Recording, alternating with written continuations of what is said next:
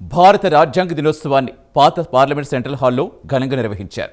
రాష్ట్రపతి ద్రౌపది ముర్ము నాయకత్వంలో రాజ్యాంగ ప్రవేశిక సామూహిక పఠనం జరిగింది. ఈ సందర్భంగా అనేక భారతీయ భాషల్లో అనువదించిన రాజ్యాంగ ప్రతులు విడుదల చేశారు. అలాగే రాజ్యాంగ నిర్మాత డాక్టర్ బిఆర్ అంబేద్కర్కు రాష్ట్రపతి ఘనంగా నివాళులర్పించారు.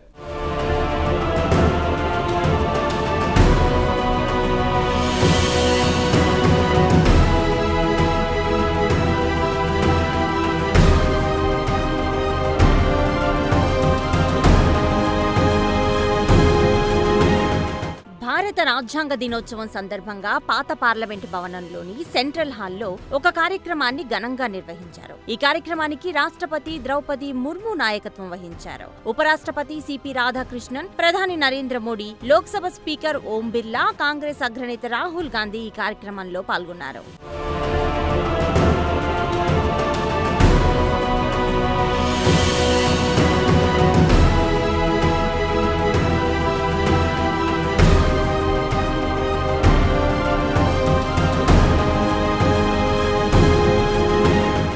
ఈ సందర్భంగా రాష్ట్రపతి ద్రౌపది ముర్ము నాయకత్వంలో రాజ్యాంగ ప్రవేశిక సామూహిక పఠనం జరిగింది. ఈ సామూహిక పఠనం సందర్భంగా తెలుగు, మలయాళం, మరాఠీ, నేపాలీ, పంజాబీ, బోడో, కాశ్మీరీ తదితర భాషల్లోకి అనువదించిన రాజ్యాంగ ప్రతులను విడుదల చేశారు. ఈ సందర్భంగా భారత రాజ్యాంగం గొప్పతనం గురించి రాష్ట్రపతి ద్రౌపది ముర్ము మాట్లాడారు.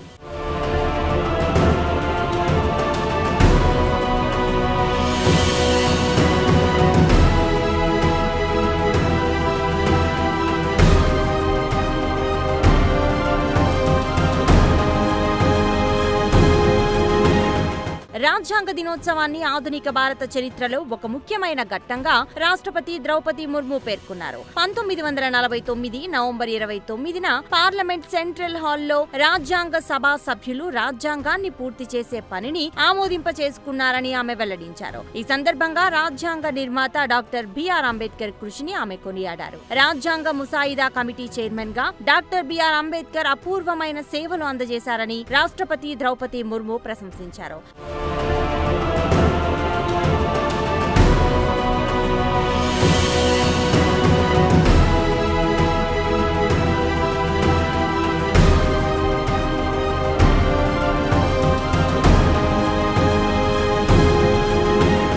ఈ సందర్భంగా ట్రిపుల్ తలాక్ ను రద్దు చేసి ముస్లిం మహిళల జీవితాల్లో వెలుగులు ప్రసరింపజేశారన్నారు. అలాగే జీఎస్టీ ద్వారా ఆర్థిక సమైక్యతను ప్రోత్సహించారని ఆమె వెల్లడించారు. అలాగే ఆర్టికల్ 370 రద్దును కూడా ఒక సాహసోపేత చర్యగా రాష్ట్రపతి ద్రౌపది ముర్ము పేర్కొన్నారు. 1949 నవంబర్ 29న రాజ్యాంగాన్ని ఆమోదింప చేసుకున్న తరువాత ఆయా ప్రభుత్వాలు తీసుకున్న గొప్ప నిర్ణయాలను ఆమె కొనియాడారు.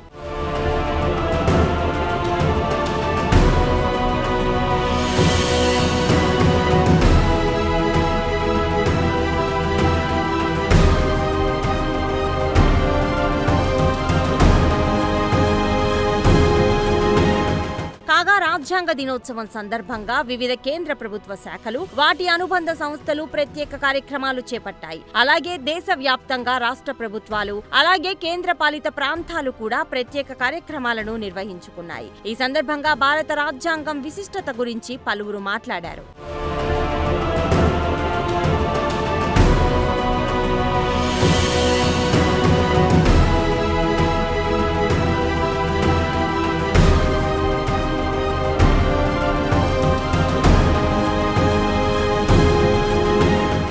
ఇదిలా ఉంటే రాజ్యాంగ దినోత్సవం సందర్భంగా ఎక్స్ వేదికగా కాంగ్రెస్ పార్టీ అగ్రనేత రాహుల్ గాంధీ ఓ పోస్ట్ పెట్టారు. ఈ సందర్భంగా భారత రాజ్యాంగం ఎందుకు గొప్పదో ఆయన వివరించారు. అంతేకాదు, రాజ్యాంగం అంటే ఒక సాధారణ పుస్తకం కాదన్నారు ఆయన. భారత రాజ్యాంగాన్ని దేశ ప్రజలకు లభించిన ఒక గొప్ప వాగ్దానమని రాహుల్ గాంధీ పేర్కొన్నారు. రాజ్యాంగం ద్వారా దేశ ప్రజలందరికీ కులం, మతం, ప్రాంతానికి తావు లేకుండా సమానత్వం లభిస్తుందన్నారు. అంతేకాదు, అణగారిన అలాగే పేదలకు భారత రాజ్యాంగం ఒక రక్షా కవచమని రాహుల్ గాంధీ వెల్లడించారు. ఇదిలా ఉంటే దేశవ్యాప్తంగా రాజ్యాంగ దినోత్సవం కార్యక్రమాలు నిర్వహించారు.